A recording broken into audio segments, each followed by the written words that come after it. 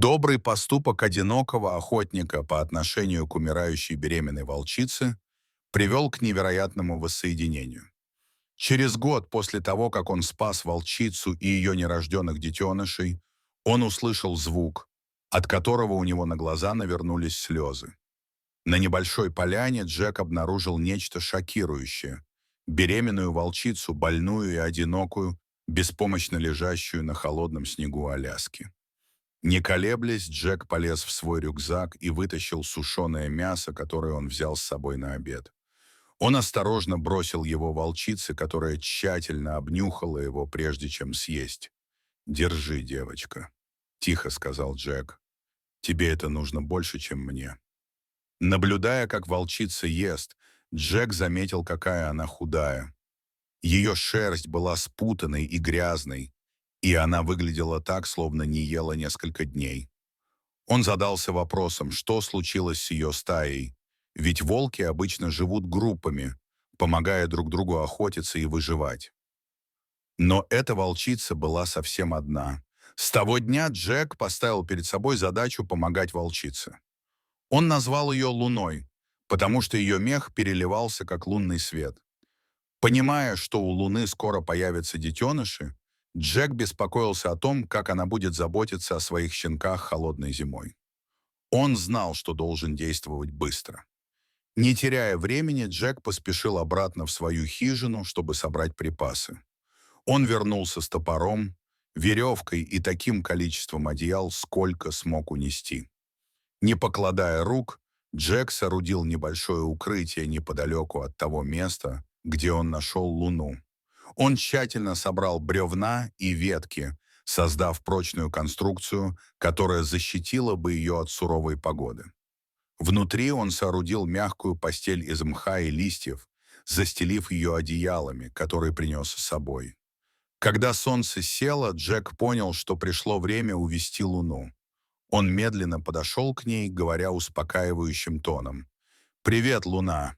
У меня есть для тебя место получше, где ты сможешь отдохнуть».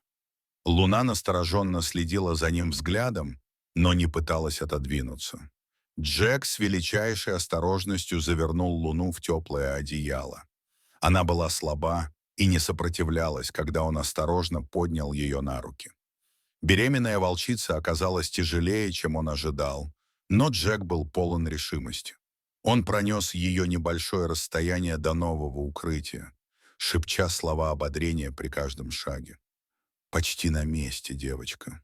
Ты отлично справляешься», — пробормотал он, ныряя в логово. Он осторожно положил Луну на мягкую подстилку. Она, казалось, почти сразу расслабилась, погрузившись в тепло и уют своего нового дома. Джек посидел с Луной немного, убедился, что ей удобно, и предложил воды. Когда на небе появились первые звезды, он неохотно собрался уходить. «Я вернусь первым делом утром, Луна. А ты пока отдохни». С этого дня Джек возвращался каждый день, принося Луне еду и проверяя, как у нее дела. Поначалу Луна держалась настороженно, но со временем она начала доверять ему. Доброта Джека к Луне не осталась незамеченной другими животными в лесу. Любопытный черный волк начал следовать за Джеком во время его ежедневных визитов к Луне. Сначала Джек беспокоился, что черный волк может попытаться причинить вред Луне или ее будущим щенкам. Но, к его удивлению, черный волк оказался пованом. Гаус беспокоился о Луне так же сильно, как и он сам. Однажды, когда Джек пришел в приют Луны, он увидел, что черный волк свернулся калачиком рядом с ней, согревая ее. Джек не мог поверить своим глазам. Как будто черный волк знал, что Луне нужна помощь, и хотел внести свой вклад. С того дня черный волк стал постоянным гостем, часто принося Луне маленькие кусочки еды. Пока тянулась зима, Джек продолжал заботиться о Луне. Луна. Он нежно разговаривал с ней, рассказывая истории о своей жизни в лесу. Луна, казалось, слушала, не сводя янтарных глаз с Джека, пока он говорил. Джек поймал себя на том, что все больше и больше ждет этих визитов. Он всегда был одиночкой, но теперь почувствовал, что нашел друга в лице этого дикого волка. Однажды ненастным вечером Джек забеспокоился. За окном его хижины завывал ветер, от которого дребезжали стекла. У него было чувство, что что-то не так. Он надел свое самое теплое пальто и вышел в метель, чтобы проведать луну. Снег был такой густой, что он едва видел, куда идет. Но он продолжал идти, беспокоясь о своем друге-волке.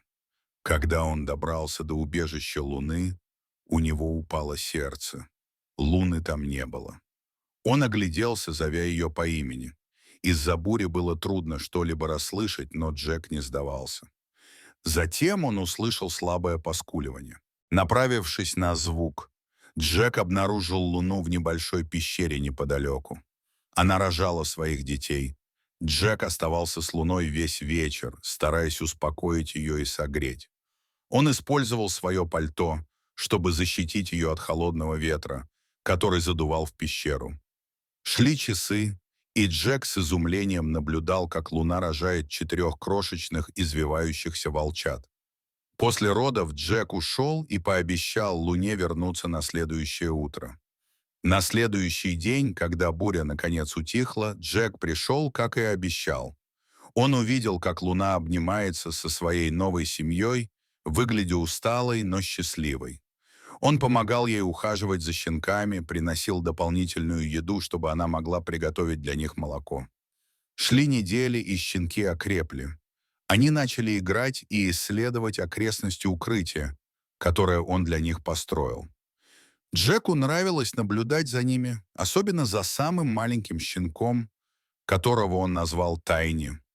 Тайни всегда был последним, кто пробовал что-то новое, но как только он начинал, он становился самым предприимчивым.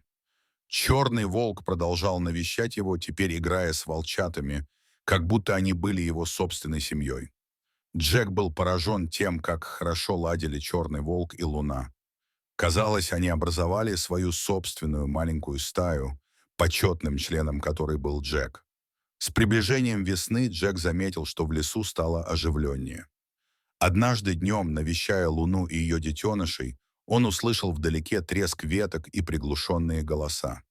Чутье дикаря подсказало ему, что что-то не так. Джек тихо прокрался через подлесок, прислушиваясь к звукам. Вскоре он увидел 4 охотников с ружьями, которые шли по следам Луны на тающем снегу. Его сердце бешено заколотилось, когда он услышал их разговор.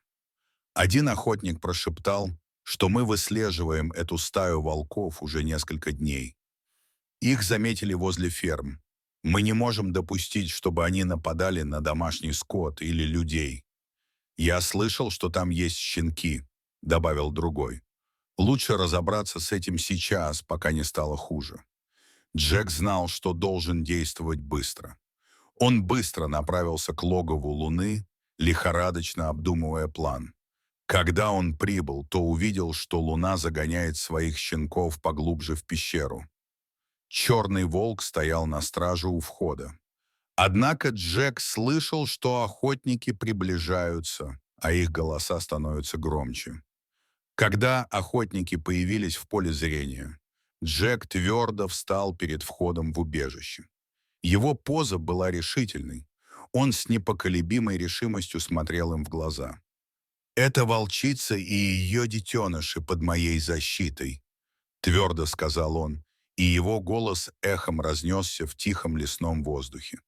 Они никому не причинили вреда. Охотники были потрясены и от удивления слегка опустили ружья. Они никогда раньше не видели, чтобы кто-то защищал волка. «Джек», — сказал один из них, узнав его, — «что ты делаешь? Эти волки могут быть опасны». Джек глубоко вздохнул, понимая, что его следующие слова могут означать жизнь или смерть Луны и ее семьи. Он начал рассказывать им историю Луны, объясняя, как он нашел ее умирающей в снегу и помог пережить жестокую зиму. Пока он говорил, его голос был полон страсти и убежденности. Он подробно рассказывал о рождении щенков и о невероятной дружбе, которая у них завязалась. «Идите и посмотрите сами», — настаивал Джек, указывая на укрытие. Охотники осторожно приблизились. Он показал им, какой нежной была луна, и какими игривыми были ее щенки. И как по команде Тини, самый маленький щенок, высунул голову из укрытия, его любопытство пересилило страх. Охотники с изумлением наблюдали, как щенок осторожно приблизился к Джеку и потерся носом о его руку. Охотники слушали, и недоверие на их лицах сменилось удивлением. Они были поражены состраданием Джека и необычной дружбой между человеком и волком. Один за другим они опустили ружья, и напряжение, повисшее в воздухе, рассеялось. «Я никогда не видел ничего подобного», — признался один охотник, недоверчиво качая головой. «Возможно, мы поторопились с выводами». Джек воспользовался моментом. «Эти волки не представляют угрозы», — объяснил он. «Они семья, которая просто пытается выжить, как и все мы. Я внимательно наблюдал за ними и могу заверить вас, что они не приближались ни к каким фермам. Они охотятся в глухом лесу, вдали от людей». Охотники обменялись взглядами, явно пересматривая свою миссию. Наконец лидер заговорил. «Хорошо, мы тебе доверяем, но тебе нужно будет приглядывать за ними. Убедись, что они не попадут в беду». Джек торжественно кивнул, чувствуя облегчение. «Даю тебе слово», — пообещал он, зная, что только что стал официальным защитником стаи Луны. Когда охотники ушли, Джек повернулся к убежищу. Луна и Черный Волк стояли у входа, их янтарные глаза встретились. С приходом весны Джек понял, что пришло время отпустить Луну и ее детенышей обратно в дикую природу. Хотя это было трудное решение, он понимал, что так будет лучше для их выживания. Однажды прохладным утром Джек отправился в укрытие, которое сам построил. Луна и ее детеныши уже были на улице, наслаждаясь солнечным светом. Джек медленно подошел к ним, расчувствовавшись. «Привет, девочка», — ласково сказал он. Луна навострила уши и завиляла хвостом. Щенки, которые стали больше и увереннее, играли у ее ног. Глубоко вздохнув, Джек начал разбирать укрытие. Он убрал ветки и бревна, которые тщательно собрал вместе. Работая, он разговаривал с Луной, объясняя, что делает. Ему. «Тебе пора уходить, Луна», — сказал он, и его голос был полон эмоций. «Ты и твои щенки должны быть свободны, чтобы жить, как подобает волкам». Луна внимательно наблюдала за ним, казалось, понимая. Черный волк, наш постоянный спутник, наблюдал неподалеку. Как только с убежищем было покончено, Джек собрал одеяло, которое использовал для Луны. Он аккуратно сложил их, планируя сохранить на память. Когда территория была приведена в порядок, Джек понял, что пришло время окончательно попрощаться. Он опустился на колени, позволяя щенкам подойти к нему в последний раз. Каждый из них ткнулся носом в его руку, демонстрируя свою дикую натуру. Наконец Джек повернулся к Луне. Он нежно погладил ее по голове и почесал за ушами в последний раз. «Спасибо тебе», — прошептал он, — «за то, что доверился мне и показал ту сторону натуры, о которой я никогда не подозревал». Луна лизнула его руку, отчего на глазах Джека выступили слезы. Затем, словно поняв, она тихонько гавкнула на своих щенков. Они собрались вокруг нее. Джек встал и отступил назад. «А теперь иди», — сказал он срывающимся голосом. «Тебе пора снова стать диким». Луна бросила на Джека последний взгляд и повела своих щенков вглубь леса. Черный волк поколебался, затем последовал за ними. Джек смотрел, как они исчезают в лесу. Он долго стоял там, прислушиваясь к звукам леса и ощущая смесь грусти и умиротворения. Вернувшись в свою хижину, Джек достал блокнот и начал писать о времени, проведенном с Луной. Луна. Пока он писал, Джек понял, что пока Луны и ее щенков не было дома, они навсегда изменили его представление о лесе и его обитателях. Прошел целый год. Однажды осенним днем Джек был в лесу, когда услышал странный звук.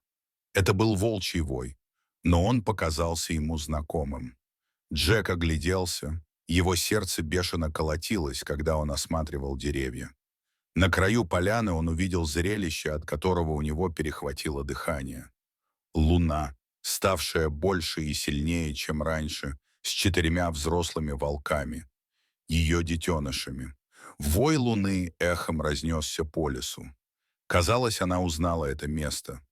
Место, где Джек помог ей пережить ту суровую зиму и где она родила. Знакомая обстановка, вероятно, побудила ее инстинктивно подать голос, обозначив свою территорию и подав сигнал своей стае.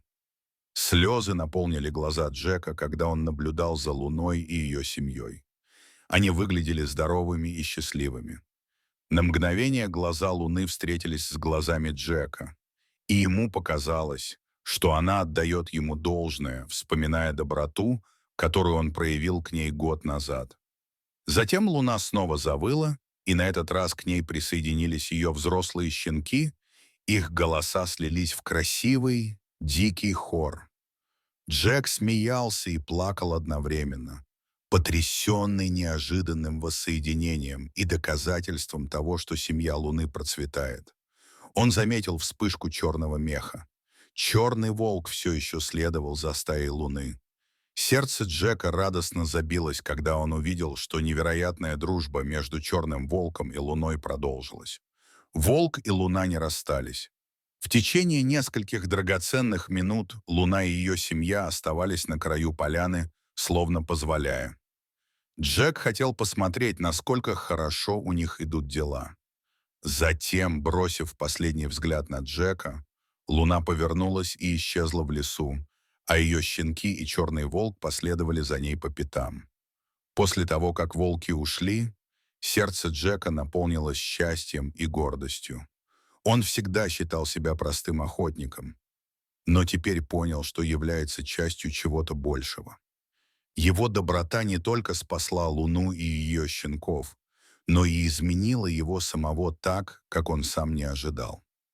Была ли у вас когда-нибудь неожиданная встреча с диким животным, которая изменила ваши взгляды? Дайте нам знать в комментариях ниже.